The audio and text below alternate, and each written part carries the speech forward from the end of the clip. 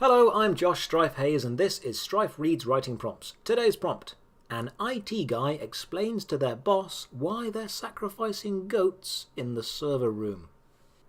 The following story was written by Lilwa Dexel and I perform it with their kind permission. "Alright, Joe," my boss said, drumming his knuckles on the desk. "Lay it on me." Mr. Richards was a bulky man in his 50s and had been running the IT department for nearly 2 decades. He was a no-nonsense kind of guy, and when I'd been called to explain the goings-on in the server room, I knew I was in for it. "So, you know how we had trouble with our local network a few months back?" "I have a vague memory of that." From the flushed cheeks and slight tremor in his voice, it was clear that he was barely able to contain his anger. It was only a matter of time before the volcano erupted and his office was turned into a raging inferno. "You remember thinking how we couldn't fix it? You said, and I quote, 'The devil himself must have possessed our routers, so that whole thing got me thinking.'" "Yeah?" he said through gritted teeth. "Well, we don't have that problem anymore, and the LAN is working flawlessly." My boss shook his head solemnly. I could see the fire in his eyes. "You must be joking." "I think, if I may say so, that you should let me do my job," I said, and reared back a little when I noticed his reaction. "Apart from the smell, it's really not that bad."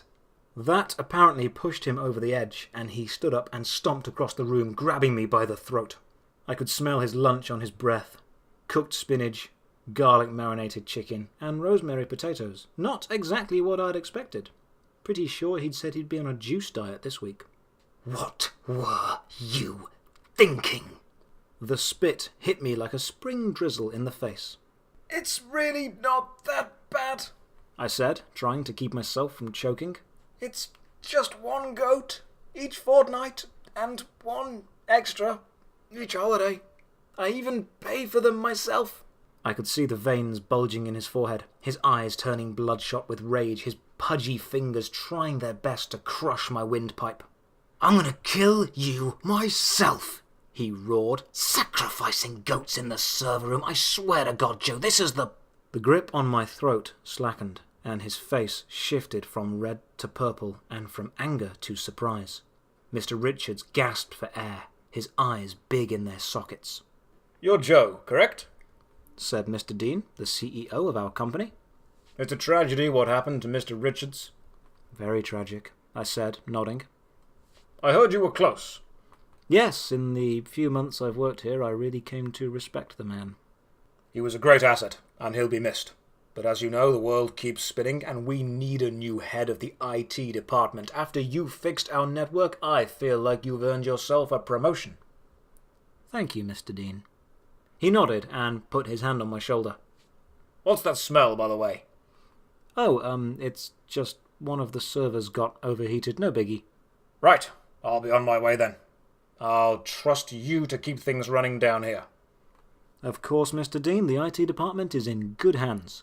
He flashed me a winning smile and turned to walk away. "Oh, and," I said quickly, "Mr. Richards' last words were that he'd like to be cremated." "See to it." "Yes, sir," I said, and bowed slightly. "Our network will be the fastest in town."